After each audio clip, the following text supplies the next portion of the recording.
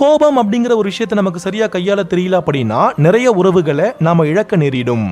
ஏனென்றால் கோபம் என்பது இருமுனை ஆயுதம் போன்றது. அதை எடுத்தவர்களையும் அது பாதிக்கும், எதிரில் இருப்பவர்களையும் அது பாதிக்கும். எதுக்குமே நாம கோபப்படக்கூடாதா அப்படின்னு கேட்டீங்கன்னா கோபப்படலாம். ஆனா நம்முடைய கோபத்தினால ஆக்கப்பூர்வமா நாம என்ன சாதிக்கிறோம் அப்படிங்கிறது தான் ரொம்பவே முக்கியம்.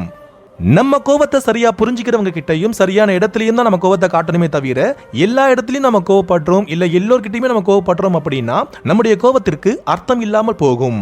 தனக்கான பொறுப்புகள் என்னன்னு உணராதவங்க மத்தியில நம்ம வாழும் பொழுது அடிக்கடி கோபப்பட வேண்டிய நிலைக்கு நாம தள்ளப்படுவோம். நியாயமான விஷயங்களுக்காக நாம கோபப்பட்டாலும் பார்க்கறவங்களுக்கு நம்ம பக்கம் இருக்கக்கூடிய நியாயம் என்னன்னு புரியாது.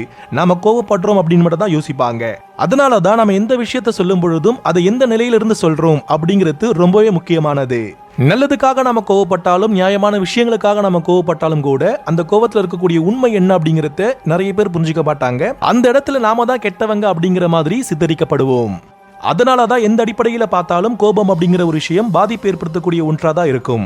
அது நம்முடைய உடல் நலனை கெடுக்கும், மனநலனை கெடுக்கும், உறவுகள்ல பலவிதமான பாதிப்புகளை ஏற்படுத்தும். இந்த மாதிரி பலவிதமான பிரச்சனைகளை கோபம் அப்படிங்கிற ஒரு விஷயம் நம்முடைய வாழ்க்கையில கொண்டு வரும். கோபம் பாத்தீங்கன்னா ஒரு அமிலத்துக்கு சமமானது. அமிலத்தை எந்த பாத்திரத்துல நம்ம வைக்கிறோமோ அந்த பாத்திரம் தான் முதல்ல பாதிப்படையும். எந்த அளவுக்கு நம்ம கோபப்படுறோமோ அந்த அளவுக்கு நம்முடைய மதிப்பை மற்றவர்கள் முன்பு நாம இழப்போம். ஒன்னு சூழல் என்ன அப்படிங்கறத நாம புரிஞ்சுக்கணும், இல்லனா நம்மை சார்ந்தவர்களுக்கு நம்முடைய சூழ்நிலையை நாம புரிய வைக்கணும். இல்லை என்றால் தேவையற்ற சினத்தில் நாம சிக்க நேரிடும். அதனாலதான் நம்முடைய வள்ளுவர் தன்னைத்தான் காக்கின் சினங்காக்க காவாக்கால் தன்னையே கொல்லுஞ்சினம் அப்படின்னு குறிப்பிட்டிருக்கிறாரு. அதாவது ஒருவன் தன்னைத்தான் காத்துக் கொள்வதானால் சினம் வராமல் காத்துக்கொள்ள வேண்டும். காக்காவிட்டால் அந்த சினம் அவனை அழித்துவிடும். நன்றிகள்.